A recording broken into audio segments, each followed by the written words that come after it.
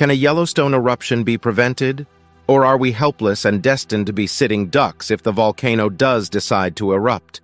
Well, NASA believes that drilling up to 6 miles or 10 kilometers into the supervolcano beneath Yellowstone National Park in high-pressure water could cool it.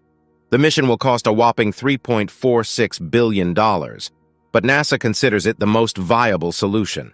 However, on the positive side, using heat as a resource provides an opportunity to pay for the plan.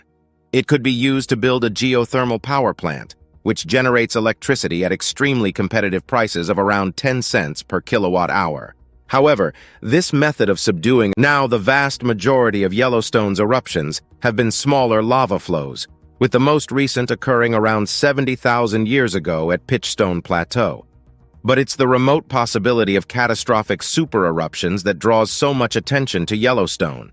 We would most likely first notice intense seismic activity throughout the park. And before an eruption, those earthquakes could take weeks or months to break up the rocks above the magma. In fact, only about 1/3 of the material would ever reach the atmosphere.